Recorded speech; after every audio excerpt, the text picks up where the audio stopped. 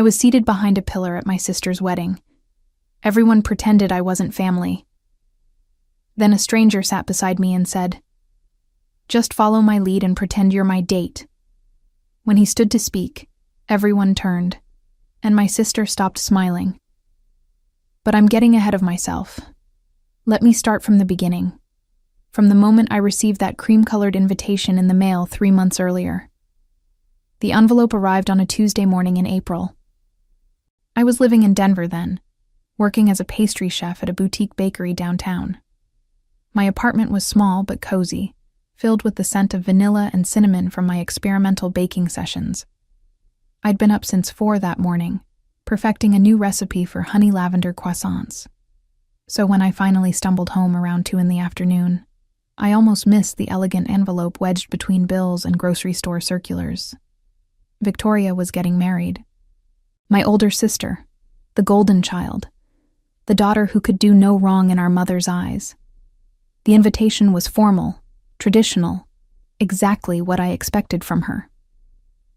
White embossed lettering announced her union to someone named Gregory, a name I'd never heard her mention during our increasingly rare phone calls. I should have been happy for her.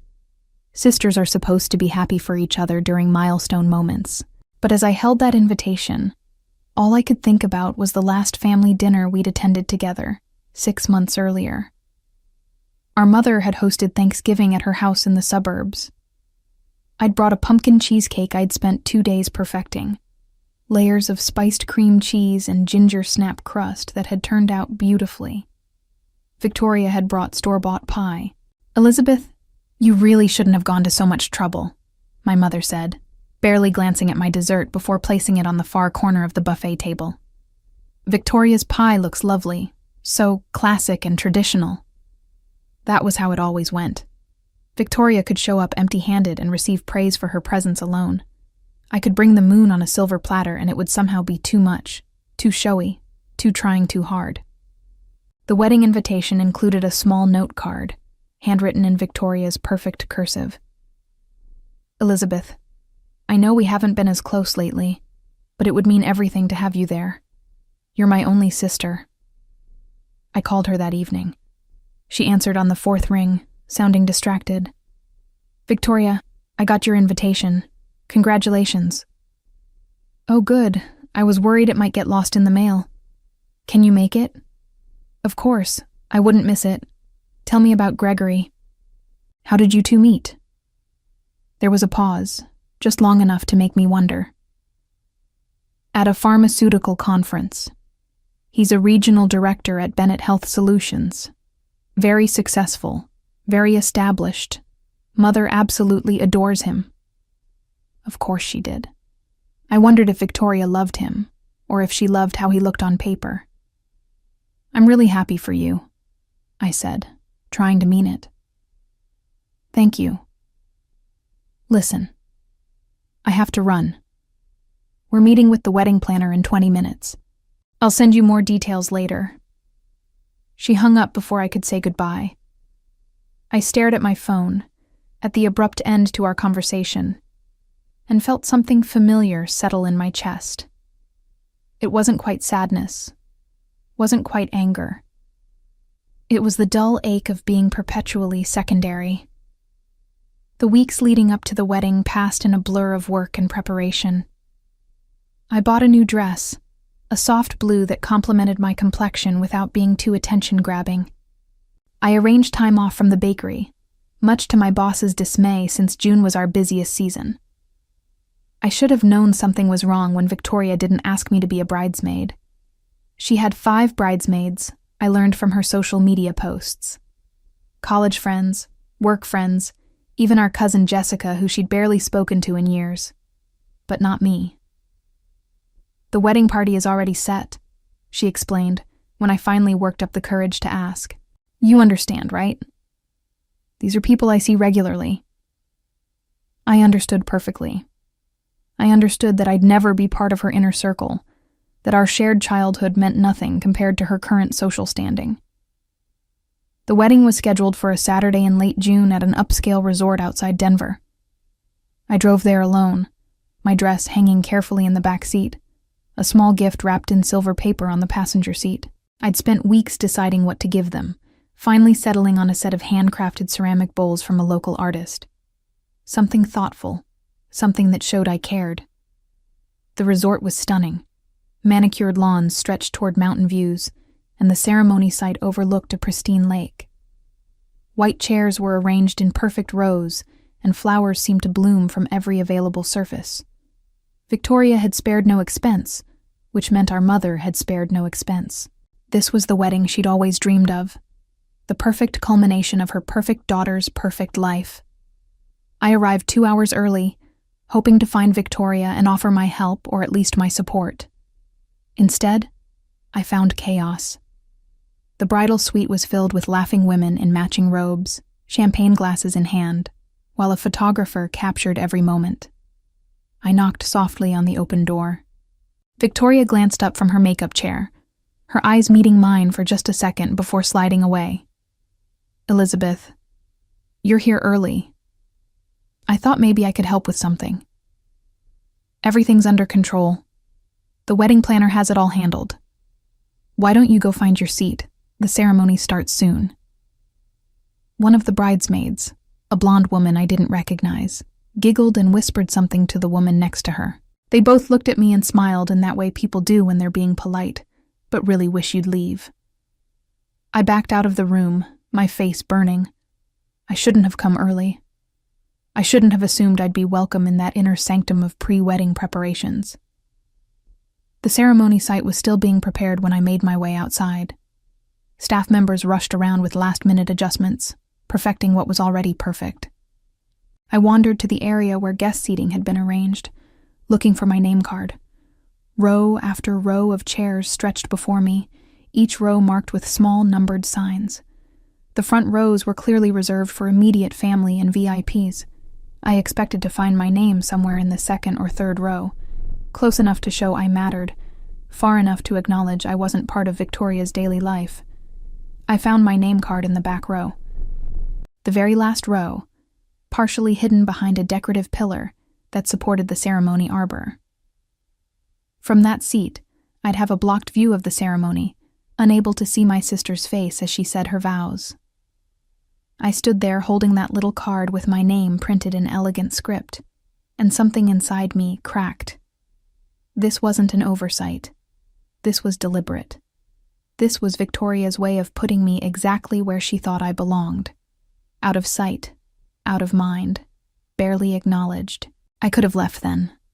I could have driven back to Denver, called in sick, and spent the day nursing my wounded pride with ice cream and bad television. But stubbornness kept my feet planted. I was her sister, and I'd been invited, and I'd be damned if I'd give her the satisfaction of my absence. Guests began arriving around 4 in the afternoon. I watched from my position behind the pillar as people found their seats, greeted each other warmly, and took photos against the picturesque backdrop. I recognized some faces from family gatherings, aunts and uncles and cousins I hadn't seen in years. None of them noticed me tucked away in my corner. Our mother arrived 20 minutes before the ceremony, resplendent in a champagne-colored gown that probably cost more than my monthly rent. She was escorted to the front row by a groomsman, beaming and accepting congratulations from everyone she passed. She didn't look back, didn't scan the crowd for her younger daughter. Why would she? I was exactly where I was supposed to be, invisible. The ceremony began at 5 exactly. Music swelled from hidden speakers, and the wedding party processed down the aisle. Each bridesmaid looked beautiful in their matching sage green dresses, carrying bouquets of white roses and eucalyptus. The groomsmen followed in sharp navy suits. Then came the ring bearer and flower girl, children I didn't recognize, probably from Gregory's family. Finally, Victoria appeared on our father's arm. Even from my obstructed view, I could see she was stunning. Her dress was a masterpiece of lace and silk, her veil trailing behind her like a cloud.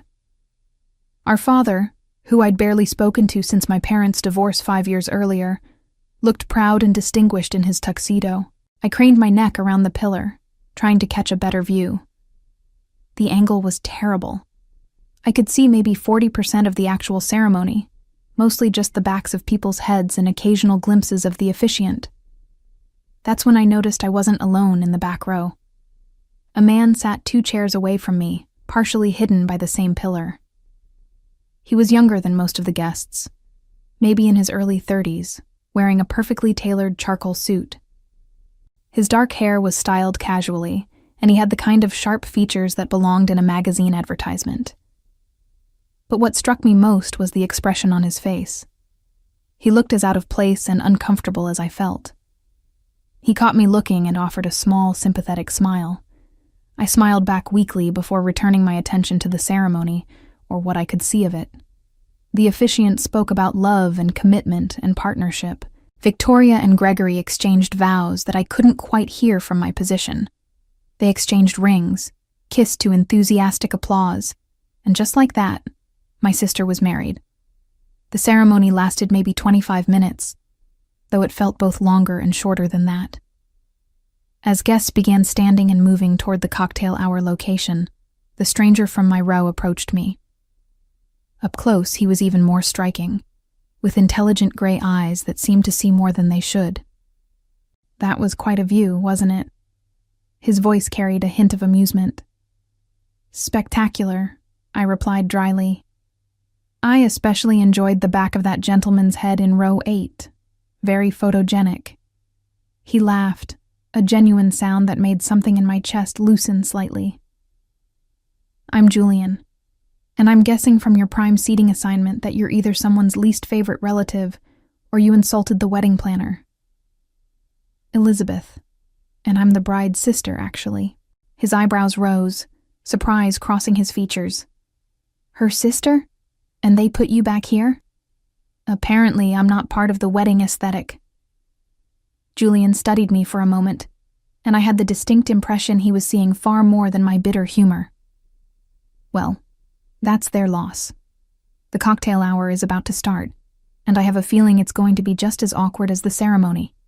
What do you say we face it together? You don't have to pity me. I'm fine. It's not pity. It's strategic alliance. I'm here as a +1 for my business associate who couldn't make it, which means I know exactly 3 people at this wedding, and 2 of them are the couple who just got married and won't remember I exist. So really, you'd be doing me a favor. There was something genuine in his offer, something that made me want to say yes despite my wounded pride. Before I could respond, he extended his arm in an old-fashioned gesture. Shall we? I hesitated for only a moment before linking my arm through his. Together we walked toward the cocktail hour, and for the first time since arriving at this wedding, I didn't feel completely alone. The cocktail hour was held in a spacious pavilion overlooking the lake. Round tables were scattered throughout, each topped with more flowers and candles. A bar dominated one wall, and servers circulated with trays of appetizers that looked almost too beautiful to eat. Almost. As a pastry chef, I had strong feelings about food as art, and whoever had catered this event knew their craft. Julian stayed close as we navigated through the crowd. People clustered in small groups, conversations buzzing with the pleasant energy that comes with free-flowing champagne and the happiness of a wedding celebration. Several guests glanced our way with curiosity, probably wondering who the handsome stranger was and why he'd attached himself to the bride's invisible sister. We found a quiet table near the edge of the pavilion. Julian returned from the bar with 2 glasses of wine and a plate of appetizers he'd somehow convinced a server to compile for us. So, he said, settling into the chair across from me. Tell me about your sister. What's she like when she's not starring in the wedding of the century? I took a sip of wine, considering how to answer. The truth felt too raw, too revealing. But something about Julian's steady gaze made me want to be honest. Victoria is perfect. Or at least, she's always worked very hard to appear perfect. Good grades, good career, good relationships. She's the daughter every parent dreams of having. And you're not? I'm the daughter who became a pastry chef instead of a doctor or lawyer, who lives in a small apartment instead of a house with a mortgage, who dates occasionally instead of landing a pharmaceutical director with excellent prospects. I'm the disappointment, the one who didn't follow the script. Julian selected a crab cake from the plate and considered my words. Being a pastry chef sounds creative and challenging.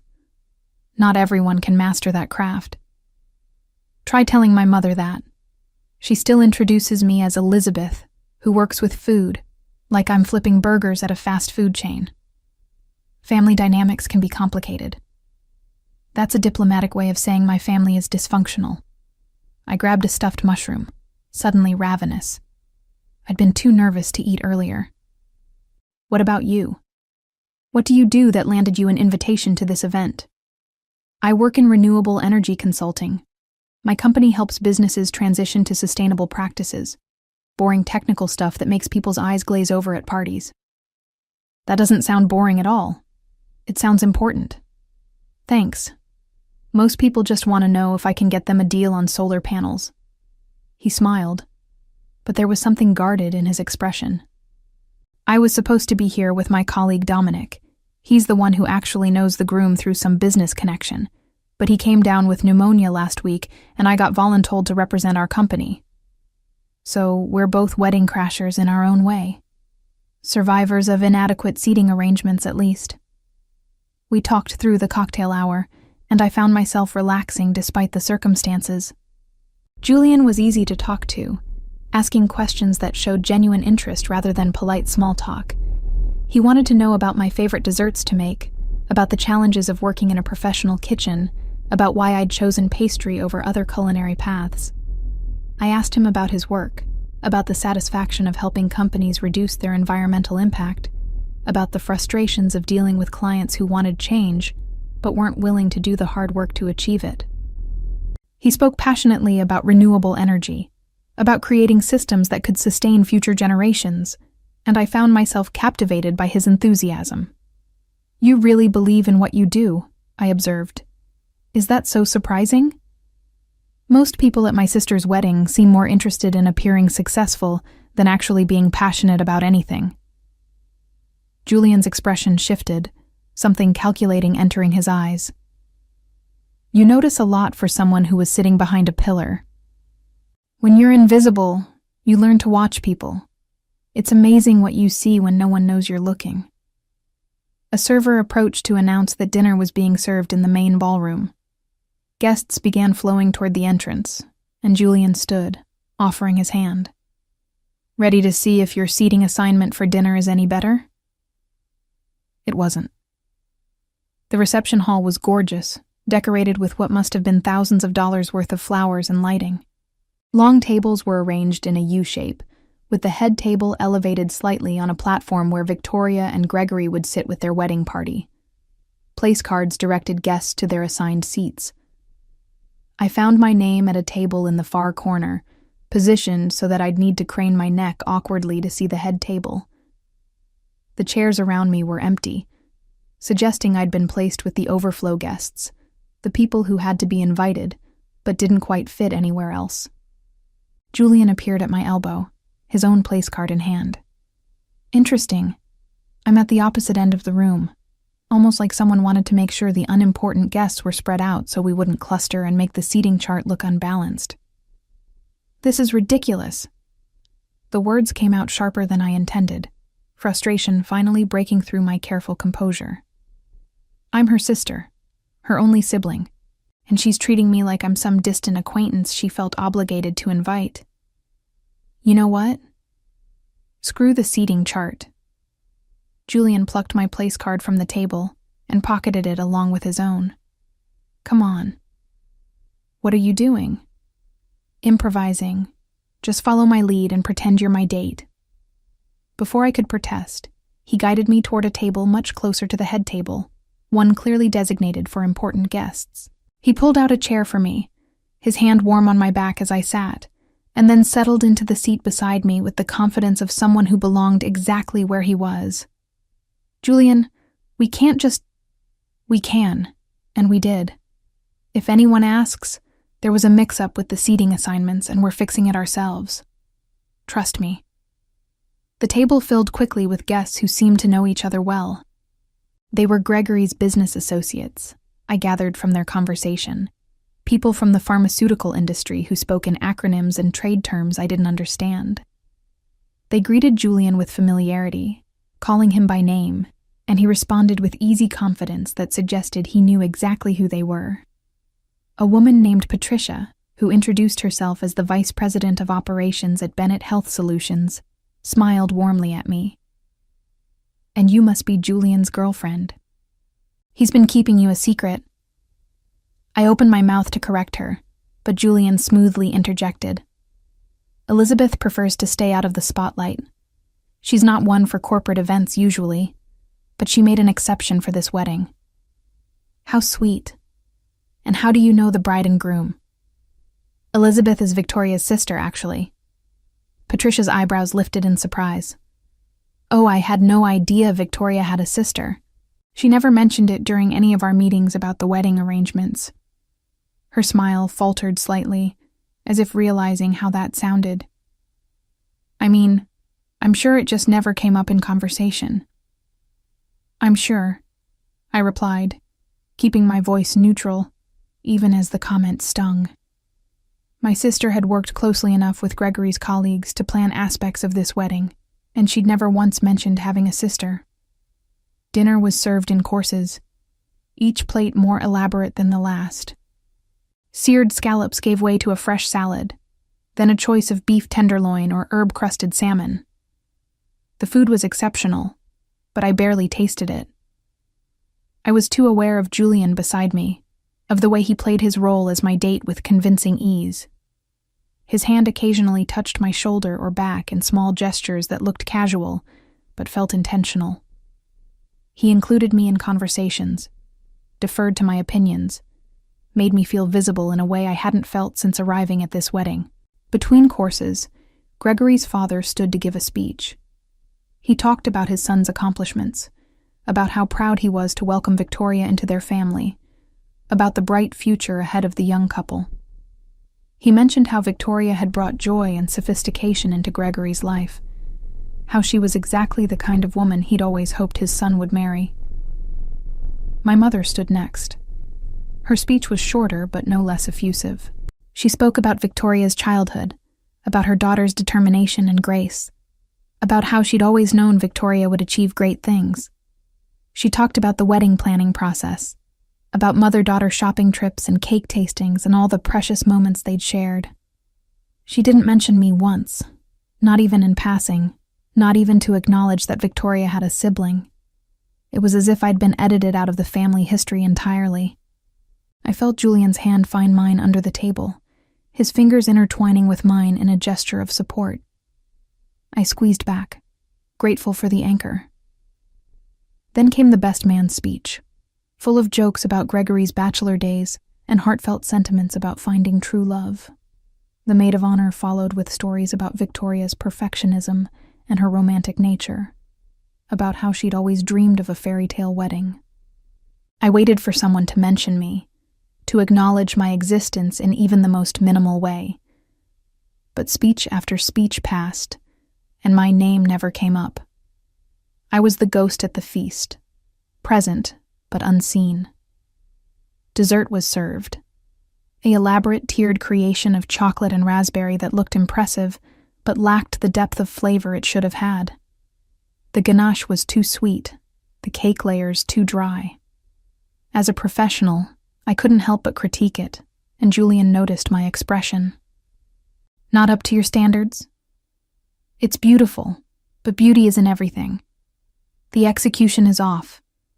The chocolate is masking the raspberry instead of complementing it, and the texture is too dense." "Could you do better?" "In my sleep." The words came out more confident than I felt, but they were true. I might be the family disappointment in every other area, but in the kitchen, I knew my worth. "I believe you," Julian said simply. After dessert, the reception transitioned into the dancing portion of the evening. Victoria and Gregory took the floor for their first dance, swirling together under perfect lighting while a live band played a romantic ballad. They looked like something from a magazine, the perfect couple having their perfect moment. My father cut in for the father-daughter dance, and I watched the two of them move together, remembering the times he'd spun me around our living room when I was small, before the divorce, before everything fell apart. Did Victoria remember those times? Did she ever think about the family we used to be? Julian stood and offered his hand. Dance with me? You don't have to keep playing the attentive date. I'm fine. I know I don't have to. I want to. Besides, I'm a terrible dancer, and I need someone to step on who won't sue me. I let him lead me onto the dance floor. He wasn't terrible at all. He was quite good, actually, leading with confidence while keeping a respectful distance. We swayed to the music, and I found myself relaxing into the rhythm, into the moment. Thank you, I said quietly.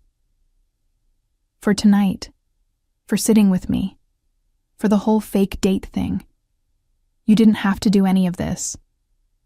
Maybe I wanted to. You're interesting, Elizabeth. More interesting than anyone else at this wedding. You barely know me. I know enough. I know you're talented and underappreciated. I know you see through the superficial nonsense that most people accept without question. I know you're hurt, but you're trying not to show it. And that takes strength. His words hit something deep inside me, a place I'd been protecting all evening. My eyes burned with unshed tears, and I blinked rapidly, refusing to cry at my sister's wedding. The song ended and transitioned into something more upbeat. Other couples joined the dance floor, and Julian guided us to the edge, away from the crowd. I need some air, I admitted. Let's go outside. We slipped out of the ballroom onto a terrace that overlooked the gardens. The evening air was cool and welcome after the warmth of the crowded reception. Fairy lights twinkled in the trees, creating a magical atmosphere that felt at odds with the turmoil inside me. I shouldn't have come, I said, leaning against the terrace railing. I knew it would be like this, but some part of me hoped it would be different. That maybe Victoria would remember we're sisters, that maybe she'd want me here for real, and not just to check a box on her obligation list. Julian stood beside me, his shoulder touching mine. Family can be the most complicated relationship we have. We're bound to them by blood. But that doesn't guarantee love or respect, or even basic consideration. You sound like you're speaking from experience. My father and I haven't spoken in 3 years. He had very specific plans for my life, and when I chose a different path, he made it clear I was no longer the son he wanted. So yes, I understand what it feels like to be the disappointment. I turned to look at him, seeing new layers in his expression. I'm sorry. That must have been painful. It was. It is. But I learned something important from it. The people who are supposed to love us unconditionally are still people, with their own limitations and prejudices and failures. Sometimes, the family we choose matters more than the family we're born into. Is that what tonight is? You choosing to be kind to a stranger? Maybe it started that way, but you're not a stranger anymore, Elizabeth, and this isn't just kindness. There was something in his voice, something that made my heart beat faster. Before I could respond, the terrace doors opened and a group of guests spilled out, laughing and talking. The moment broke, and Julian stepped back slightly. We should probably go back inside. I think they're about to cut the cake. The cake-cutting ceremony was everything I expected. More photos, more speeches, more perfect moments carefully choreographed for maximum impact. Victoria fed Gregory a small bite with delicate precision, and he returned the gesture with equal care. No smashed cake in faces, nothing undignified. Perfect control, as always. As servers distributed slices of the wedding cake, I noticed my mother making her way through the crowd, stopping to chat with various guests. She was in her element, basking in the reflected glory of her daughter's successful wedding. When her gaze finally landed on me, surprise flickered across her features, followed quickly by disapproval. She approached our table with measured steps, her smile tightening as she drew closer. Elizabeth, I didn't expect to see you sitting here. This table was reserved for Gregory's business associates. There was a seating mix-up, Julian said smoothly before I could respond. I'm Julian, one of Gregory's renewable energy consultants. Elizabeth and I are here together. My mother's gaze swept over Julian, taking in his expensive suit and confident demeanor. I could see her recalculating, reassessing my presence based on the caliber of my companion. I see. Well, it's lovely to meet you, Julian. I'm Eleanor, Victoria's mother. She emphasized the words as if to remind me of my place in the hierarchy. I wasn't aware Elizabeth was seeing anyone. We've been keeping things quiet, Julian replied, his hand finding mine on the table. Elizabeth is quite private about her personal life. Yes, she is. Eleanor's smile didn't reach her eyes. Elizabeth, dear, I hope you're enjoying the wedding. Victoria worked so hard to make everything perfect. It's beautiful, I said, forcing the words out. She must be very happy. She is. Gregory is exactly the kind of man I always hoped she'd marry. Successful, established, from a good family. It's everything a mother could want for her daughter. The unspoken comparison hung in the air between us. Unlike you, who works in a bakery and lives alone and has nothing to show for your life. Julian's grip on my hand tightened slightly, a silent show of support. Elizabeth was just telling me about her work as a pastry chef. It sounds incredibly demanding. Not everyone has the talent or discipline to succeed in that field. Eleanor's expression flickered with annoyance at having her implied criticism deflected. Yes, well, we all have our different paths. I should get back to the other guests. Do try to enjoy yourself, Elizabeth. She swept away, leaving a trail of expensive perfume and maternal disappointment in her wake. That was unpleasant, Julian observed, once she was out of earshot. That was my mother on a good day. You should see her when she's really trying to make a point. I'm starting to understand why you were sitting behind that pillar. The evening wore on. The band played, people danced, drinks flowed freely. Victoria and Gregory made their rounds, thanking guests for coming and accepting congratulations. I watched them work the room with practiced efficiency, noting how they spent more time with some guests than others, how they carefully maintained the hierarchy of importance. They reached our table eventually, Gregory leading with a politician's smile. Up close, I could see he was handsome in a conventional way, with the kind of features that photographed well but lacked character. His handshake was firm but perfunctory when Julian introduced himself. Then Victoria's eyes landed on me, and something complex passed across her face. Surprise, definitely. Discomfort, perhaps. She'd probably forgotten I was even here, tucked away in my assigned corner where I couldn't interfere with her perfect day. Elizabeth, you look lovely, she said, her voice carrying that careful politeness people use with acquaintances they don't quite remember. Thank you. The wedding is beautiful, Victoria. Congratulations. I'm so glad you could make it. And I see you've met some of Gregory's colleagues. Her gaze slid to Julian with curiosity. I don't believe we've been introduced.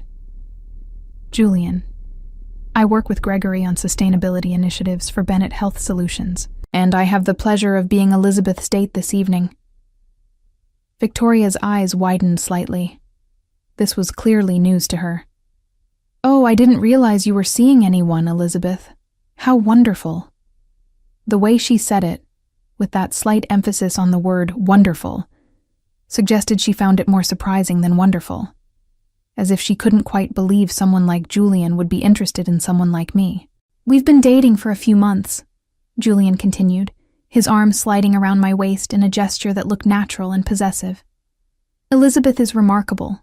I count myself lucky she tolerates my workaholic tendencies. How nice, Victoria said, though her smile had frozen slightly. Well, we should continue making our rounds. So many people to thank. But let's catch up properly soon, Elizabeth. I feel like we haven't really talked in ages. They moved on, and I released a breath I didn't know I'd been holding. That was surreal. She seemed surprised to see you looking happy. Victoria isn't used to me having anything she might consider valuable, including a handsome date who impresses her new in-laws. So you think I'm handsome? Julian's eyes danced with amusement. Don't let it go to your head. You're objectively attractive. It's not a personal observation. Of course not. Purely objective. Around 10 in the evening, the wedding coordinator made an announcement that the bride and groom would be leaving shortly. Guests were invited to line up outside with sparklers for the send-off. I debated skipping this part, but Julian convinced me to participate. You came this far, might as well see it through to the end. We stood in line as sparklers were distributed, and when Victoria and Gregory emerged from the venue, we held our sparkling lights high along with everyone else. They ran through the corridor of light, laughing and waving, before climbing into a luxury car that would take them to their honeymoon suite at the resort. As the car pulled away, taillights disappearing into the night, I felt a strange sense of finality. The wedding was over. Victoria had gotten her perfect day, her perfect marriage, her perfect life. And I had stood witness to it all from my position on the margins, exactly where she wanted me. Guests began dispersing, some heading to their rooms at the resort, others moving toward the parking lot. Julian and I lingered on the steps, neither of us quite ready to acknowledge that the evening was ending. "Can I walk you to your car?" he asked. "I'm actually staying at the resort tonight, room 314. I figured it would be easier than driving back to Denver this late." I hesitated, then added, "What about you?" "Same. Room 209. My colleague had already booked the room before he got sick, so it seemed wasteful not to use it." We walked slowly through the gardens, following the lit path back toward the main resort building. The night air had cooled further, and I shivered slightly in my thin dress. Julian immediately shrugged out of his suit jacket and draped it over my shoulders, a gesture so classic and unexpected that I almost laughed. "You don't have to do that. I'm fine. Humor me. I was raised with old-fashioned manners, and my mother would haunt me if I let you freeze." His jacket was warm and smelled like expensive cologne mixed with something uniquely him. I pulled it closer, grateful for both the warmth and the excuse to keep something of his with me a little longer. "Thank you," I said, "for everything tonight. You turned what could have been a miserable evening into something almost bearable." "Just bearable? I'll have to work on my fake dating skills." "Okay, better than bearable. Surprisingly pleasant in parts." "That's more like it." He stopped walking, turning to face me. "Elizabeth, I know tonight started as a strategic alliance between two wedding outcasts, but I want you to know it became more than that for me. You're genuinely interesting, funny, talented, and far too good for people who can't see your worth." His words wrapped around something fragile inside me, something I'd been protecting for too long. "Julian, I know we just met. I know this is strange timing, but I'd like to see you again. After tonight, after this wedding, in the real world where we're just two people without assigned seating charts and family drama." I wanted to say yes immediately. Every instinct told me this man was different, that this connection was real despite the unusual circumstances. But doubt crept in, the voice that sounded suspiciously like my mother reminding me that men like Julian didn't date women like me, that this was probably just kindness extended through one evening and nothing more. "You don't have to say that just because you felt sorry for me tonight. I'm not. I'm saying it because I spent the evening with someone I genuinely enjoyed, and I want more evenings like that. Because you make me laugh and think and feel less alone in crowded rooms. Because when I look at you, I see someone worth knowing better." He paused, vulnerability crossing his features. "But if you're not interested, I understand. I don't want to push." "I am interested," I admitted, the words rushing out before I could second-guess them. "I just don't want to get my hopes up about something that might disappear in the morning light." "Then let's make sure it doesn't disappear. Have breakfast with me tomorrow." The resort has a decent restaurant, and we can talk without tuxedos and wedding stress. What do you say?" "Breakfast sounds good." His smile was genuine and relieved. 9 o'clock? I'll meet you in the lobby." We'd reached the entrance to the resort. The lobby beyond was quiet, most guests having already retired to their rooms. This was the moment where the evening would officially end, where we'd go our separate ways, and I'd be alone with the weight of everything I'd witnessed and endured. Julian seemed reluctant to leave too. He stood close, his hand still holding mine, his eyes searching my face as if trying to memorize it. "Good night, Elizabeth. I'm glad I crashed your sister's wedding." "I'm glad you did too. Good night, Julian." He leaned in slowly, giving me time to pull away if I wanted. I didn't want. His lips met mine in a kiss that was gentle and questioning, and somehow exactly right. It lasted only a moment before he pulled back, his thumb brushing my cheek. Then he was walking away toward the elevators, and I was standing alone in the lobby wearing his jacket and touching my lips, and wondering what exactly had just happened. I made my way to my room in a daze. The space was nice, decorated in neutral tones with a view of the gardens. I hung Julian's jacket carefully in the closet, changed into my pajamas, and collapsed onto the bed. My phone buzzed with a text from Victoria. "Thanks for coming tonight. It meant a lot to have you there." I stared at the message for a long moment. It meant a lot. Really? Was that why she'd relegated me to the worst seat in the house? Why she'd never mentioned having a sister?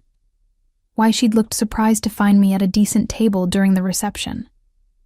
I typed and deleted several responses before settling on something non-committal. "Congratulations again. The wedding was beautiful." She responded immediately.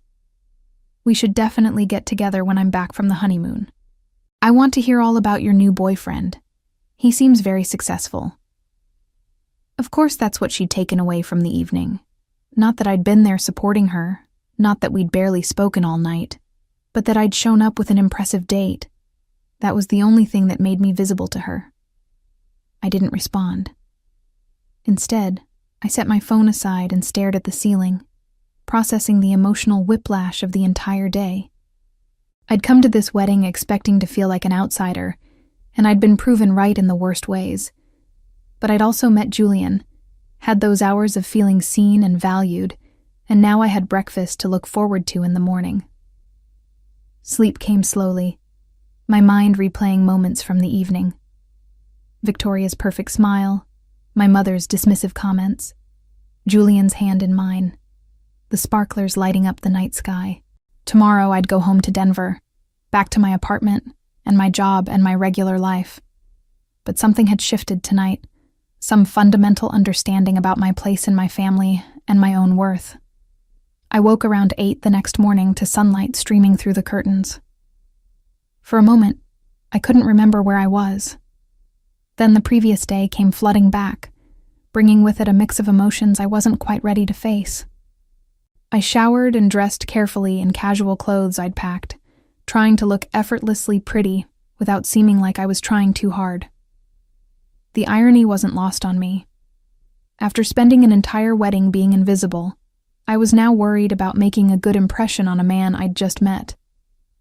Julian was waiting in the lobby at 9 exactly, looking refreshed in jeans and a navy sweater that made his gray eyes even more striking. He smiled when he saw me, a genuine expression that made my stomach flutter. "Good morning. You look beautiful. You look pretty good yourself." Is that my line, though? Aren't men supposed to be the ones getting compliments on their appearance? I believe in equal opportunity compliments. "Come on, I heard they make excellent waffles here." The restaurant was moderately busy with other hotel guests, but we found a quiet table by the window overlooking the lake. Morning light sparkled on the water, and the whole scene felt peaceful in a way the previous day's festivities hadn't. Over breakfast, we talked more freely than we had at the wedding. Julian told me about his work, about a particularly challenging project he was managing with a manufacturing company resistant to change. I told him about the bakery, about my boss who was brilliant but temperamental, about the satisfaction of creating something beautiful and delicious that brought joy to people. You light up when you talk about baking, Julian observed, cutting into his waffle. It's obvious you love what you do. I do. It's the one area of my life where I feel completely confident. No second guessing, no wondering if I'm good enough. I know I'm good at what I do. Then why do you let your family make you feel otherwise?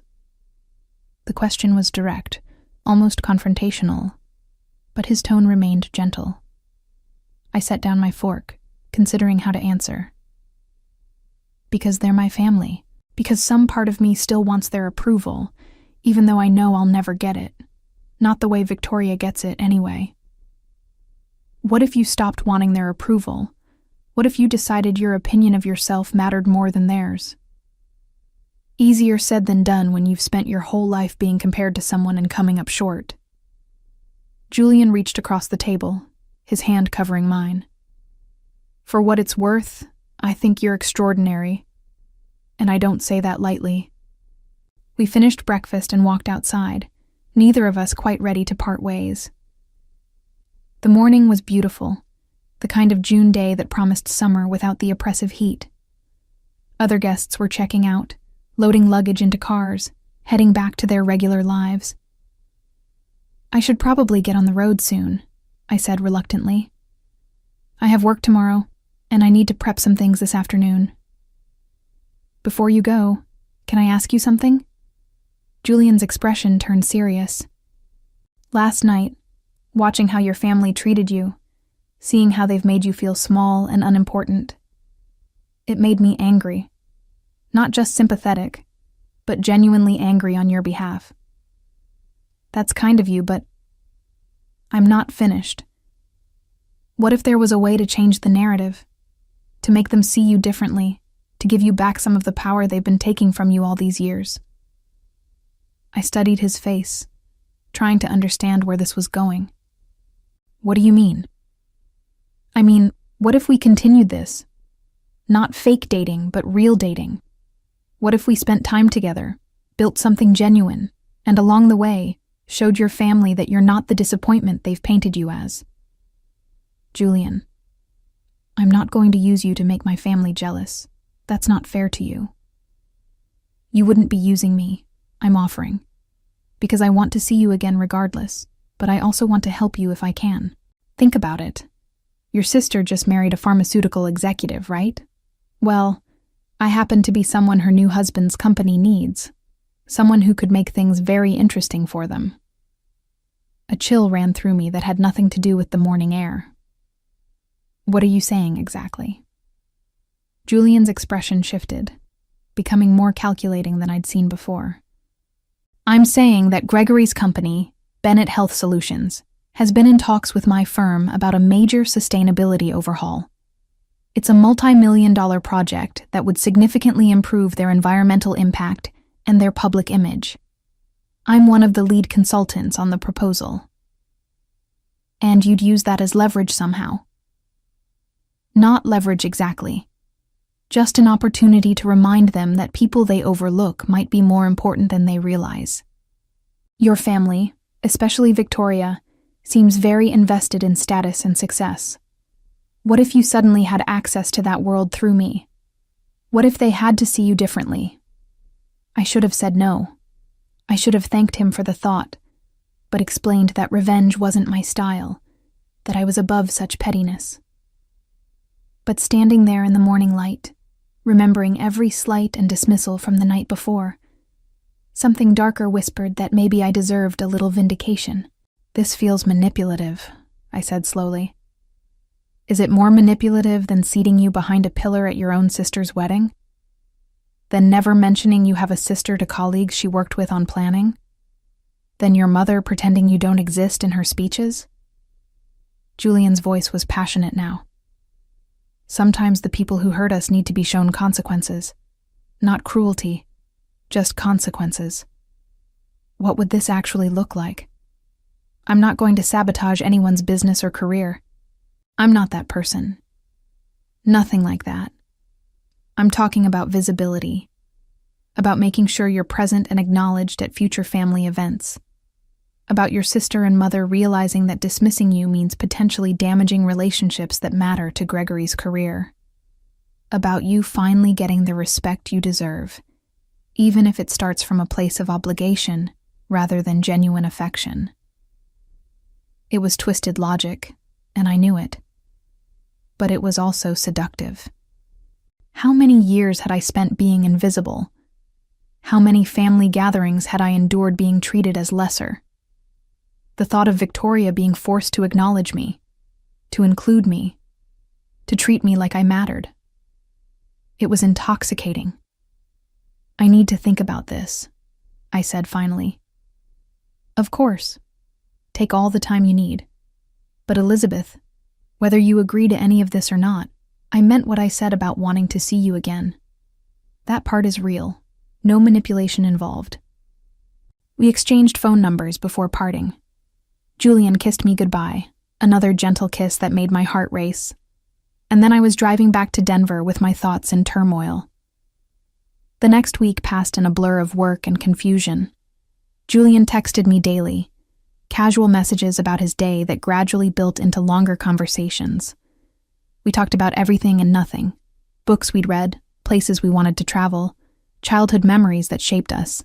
He never pushed about his proposition, never brought up Victoria or revenge or any of it. He just talked to me like I was someone worth knowing. On Friday, he called. I have a business dinner next Thursday in Denver. A potential client I'm trying to woo. Would you want to join me? Fair warning, it might be boring corporate talk, but I'd love your company. Are you sure? I don't know anything about renewable energy consulting. That's exactly why I want you there. You'll keep me honest.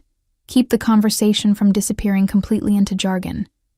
Plus, the restaurant is supposed to have an incredible pastry chef.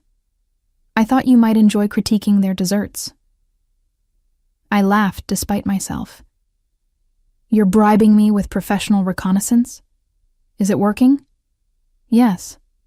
What's the dress code? Thursday arrived faster than I expected. I left work early to prepare, changing into a black dress that was elegant without being flashy. Julian picked me up at 7, looking devastatingly handsome in a dark suit. The restaurant was upscale, the kind of place where the menu doesn't list prices, and the wine list requires a sommelier to navigate. Julian's client was already there, a middle-aged woman named Patricia, who I recognized from Victoria's wedding. She'd been at our table, one of Gregory's colleagues from Bennett Health Solutions. Her eyes widened with recognition when she saw me. Elizabeth, what a lovely surprise. I didn't realize you and Julian were still together. Still together and going strong, Julian said smoothly, his hand warm on my back. Elizabeth has been patient with my crazy work schedule. We sat, and I tried to fade into the background as Julian and Patricia discussed the sustainability project. But Patricia kept pulling me into the conversation, asking about my work, expressing genuine interest in the bakery where I worked. That sounds fascinating. I have such respect for people who work with their hands, who create tangible things. My job is all spreadsheets and conference calls. Sometimes I miss making something real.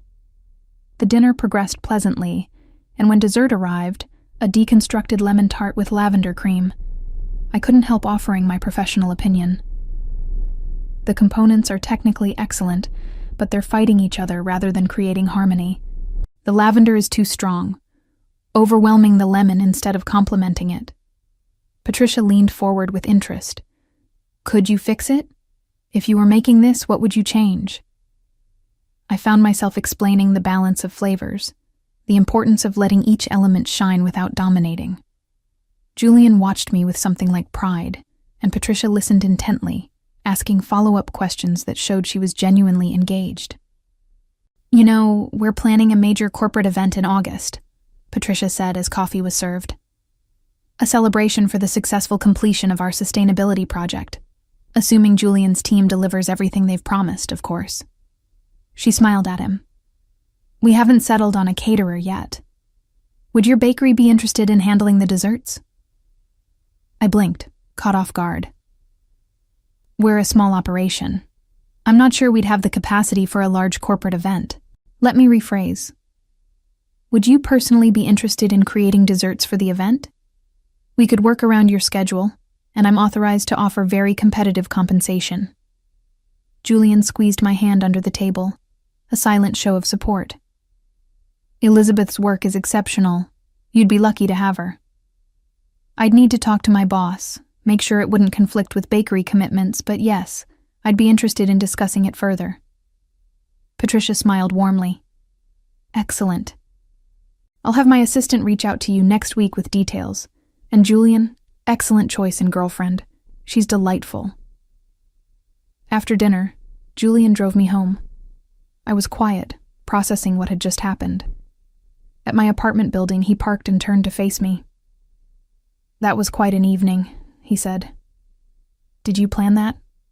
The dessert conversation? Patricia offering me that job? I didn't plan anything. I told Patricia we were having dinner with her, and I mentioned you were a pastry chef. The rest was all her genuine interest, and your talent speaking for itself. But you knew she might offer me something. I hoped she might see what I see, that you're incredibly skilled at what you do, and deserve opportunities to showcase that talent. Is that so wrong? I studied his face in the dim light from the street lamp. I can't tell if you're genuinely trying to help me or if this is all part of some elaborate revenge plot. Can't it be both? I care about you, Elizabeth. That's real. But I also think the people who've dismissed you should be forced to reckon with your worth. Not through sabotage or cruelty, just through reality. Through them having to acknowledge your talent and value because it affects things they care about. This is complicated. The best things usually are. He reached over, tucking a strand of hair behind my ear. For what it's worth, I'm falling for you. That complicates things too, but I'm not sorry about it. My breath caught. Julian, you don't have to say anything. I just wanted you to know where I stand. Now go inside before I do something impulsive like kiss you senseless in front of your building. I got out of the car, but leaned back through the window. I'm falling for you too, just so you know. His smile could have lit up the entire city. Good. That makes what comes next easier. What comes next? Patience. You'll see. The following week, Patricia's assistant called with details about the corporate event. It would be in mid-August, celebrating the completion of Bennett Health Solutions' transition to sustainable practices. They wanted an elaborate dessert spread for 200 guests, and they were offering 3 times my usual rate. I discussed it with my boss, who was thrilled at the prospect of the exposure and the money. We worked out an arrangement where I'd use the bakery kitchen during off hours, and the bakery would get credited as a partner while I'd receive the bulk of the payment. Julian and I fell into a pattern over the next few weeks. Dinners, movies, long conversations that stretched late into the night. He was easy to be with, making me laugh and challenging me to think differently about things. The physical attraction was undeniable, but what surprised me was how much I enjoyed simply being around him. We didn't talk much about Victoria or my family during those weeks. It was like we'd created a bubble where that drama didn't exist, where I could just be myself without the weight of family expectations.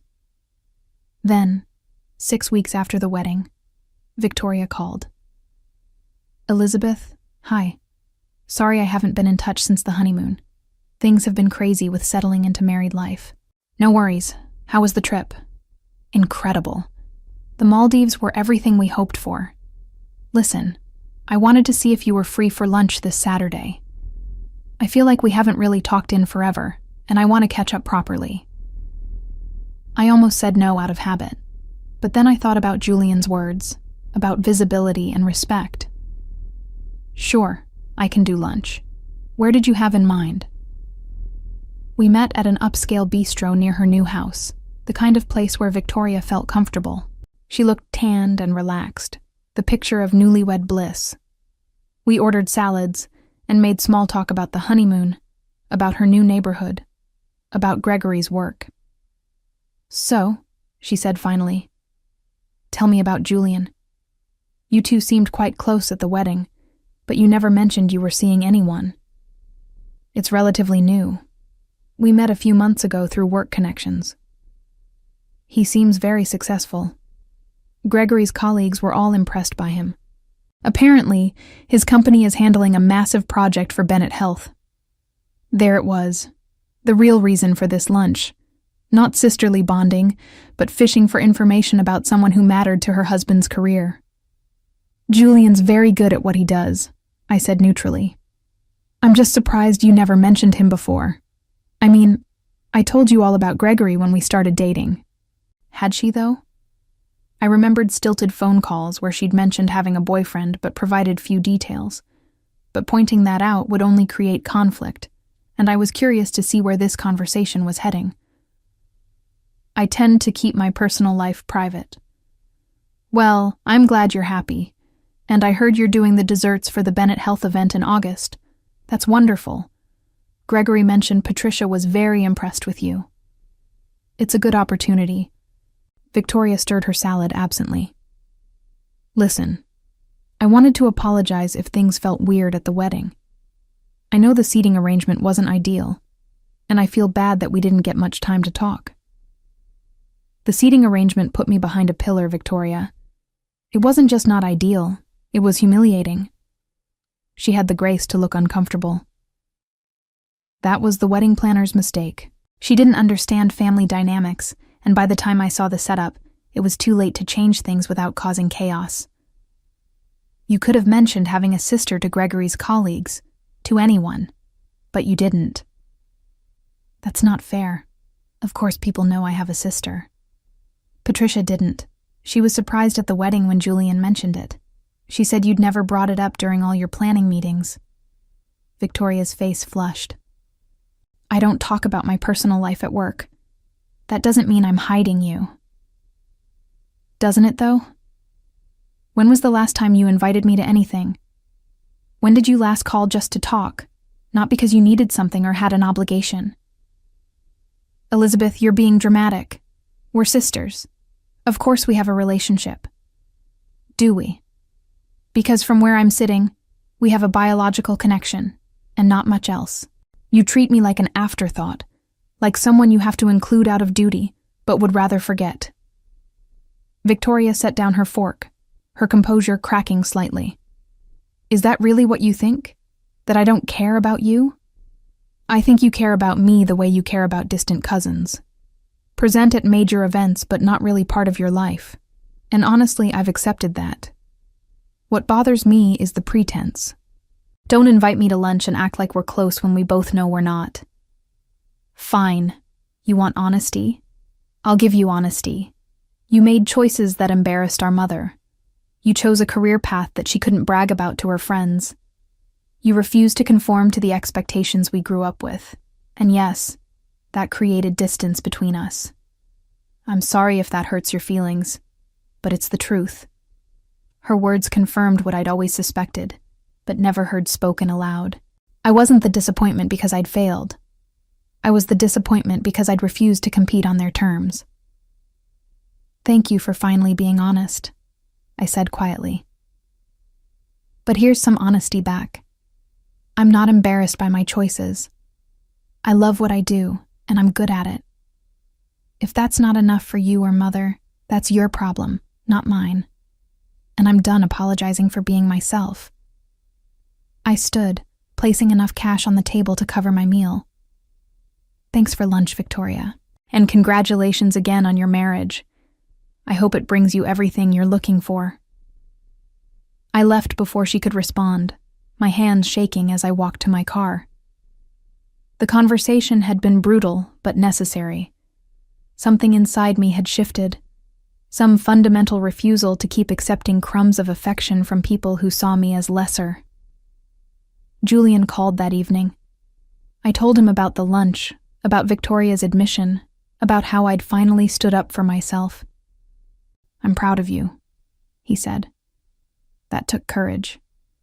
It felt good. Terrifying, but good. Like I finally said things that needed saying. Are you ready for the next step? What next step? The Bennett Health event is in 3 weeks. I want you there as my date, not just as the pastry chef.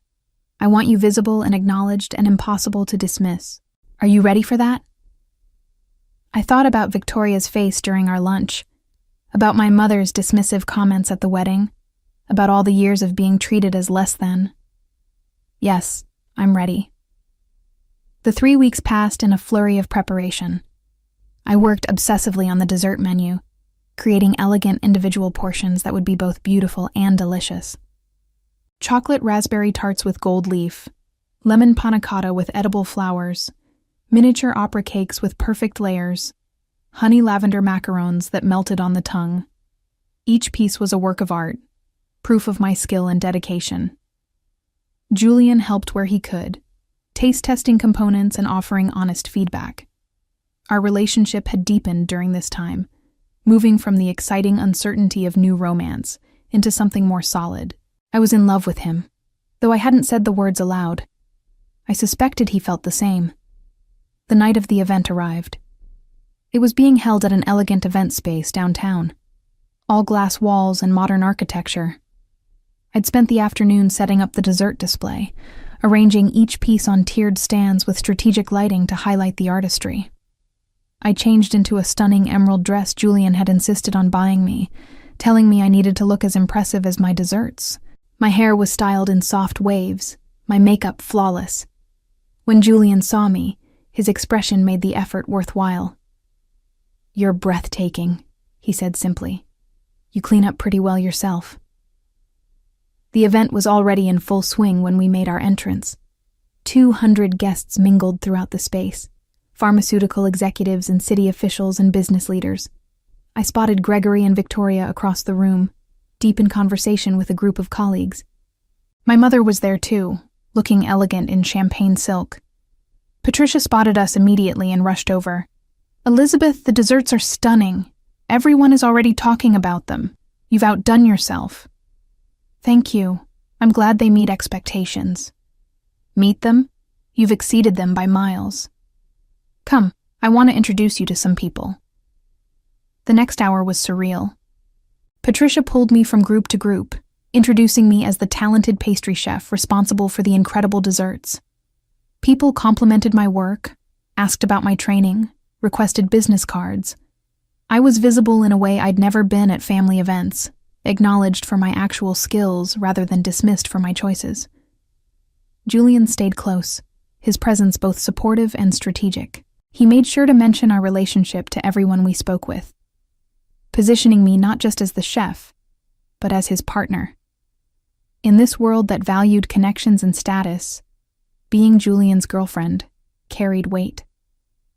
I watched Victoria notice us from across the room, saw her expression shift from confusion to recognition to something that looked like discomfort. She said something to Gregory, and they both looked our way. "They've spotted us," Julian murmured in my ear. "Ready?"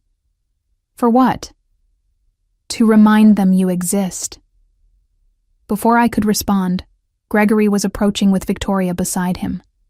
Up close, he looked strained, his smile not quite reaching his eyes. "Julian, Elizabeth, good to see you both. Elizabeth, I've heard nothing but praise for your desserts. Very impressive work." "Thank you. I'm pleased they've been well received." Victoria stood slightly behind Gregory, her expression carefully neutral. "Hi, Elizabeth. Everything looks beautiful." "Thank you, Victoria." An awkward silence stretched between us. Finally, Gregory broke it. "Julian, I was hoping we could discuss the final phase of the sustainability project. There are some budget considerations we need to address." "Of course. Elizabeth, would you excuse me for a few minutes?" I nodded, and the two men moved away, leaving me alone with Victoria. The moment felt heavy with unspoken words. "You've been busy," Victoria said finally. "Landing major catering jobs, dating important consultants. Quite a change from the last time we talked." "I've always been busy. You just never noticed. That's not fair." "Isn't it? You spent years dismissing what I do as insignificant. Now that it's benefiting your husband's business connections, suddenly it matters." Victoria's carefully maintained composure cracked slightly. "What do you want from me, Elizabeth? An apology? Fine. I'm sorry I didn't appreciate your career choices. I'm sorry the wedding seating was bad. I'm sorry we're not closer. Is that what you need to hear? I don't need anything from you anymore. That's what you don't understand. I'm not the little sister begging for scraps of approval. I've built a life I'm proud of, with people who value me for who I actually am." "People like Julian, you mean?" "Gregory says he's very influential in his field. Very useful to know." The implication stung, even though I'd expected it. "You think I'm using him? Or that he's using me? That's the only way you can understand this, isn't it? As a transaction? I'm just saying it's convenient. You show up at my wedding alone and invisible, and now suddenly you're dating someone Gregory's company depends on and getting hired for major events. It's quite a transformation." Before I could respond, Julian returned with Gregory. Both men looked tense, and I wondered what had been discussed in their brief conversation. "Victoria, we should mingle with the other guests," Gregory said, his tone brooking no argument. "There are several board members here we need to speak with." Victoria shot me one last unreadable look before allowing Gregory to guide her away. I released a breath I didn't know I'd been holding. "That looked intense," Julian observed. "Are you okay?" "She thinks I'm using you to gain status, or that you're using me to influence Gregory's business decisions. She can't conceive of us just genuinely caring about each other." "Does her opinion matter to you?" I thought about it honestly. Not as much as it would have a few months ago. I'm done needing her approval. "Good. Because you're about to get something better than approval." "What do you mean?" Julian smiled, that calculating expression I'd seen before. "Watch." Patricia approached the microphone set up near the dessert display. The room quieted as she began to speak about the successful sustainability project, thanking Julian's team for their excellent work. Then she pivoted to discussing the event itself. "I also want to recognize someone who made tonight extra special. Elizabeth, could you join me up here?" My heart hammered as I made my way to the front. Patricia smiled warmly and continued. "Elizabeth created every single dessert you've enjoyed tonight. Her artistry and skill transformed our celebration into something truly memorable. But more than that, she represents exactly the kind of innovation and dedication we're trying to foster at Bennett Health Solutions.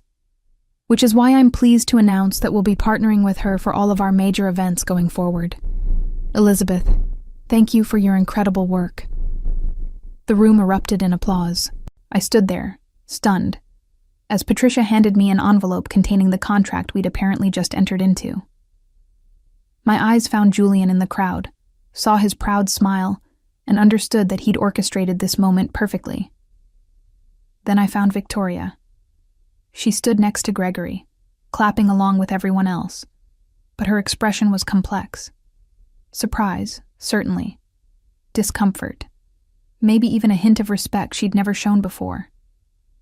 Our mother stood beside them, looking equally shocked. For the first time in my life, I was the center of attention in a room that included my family, and it was because of my own merit, my own skills, my own worth. Not because I'd married well or achieved conventional success, but because I'd excelled at something I loved. The applause faded, and I returned to Julian's side.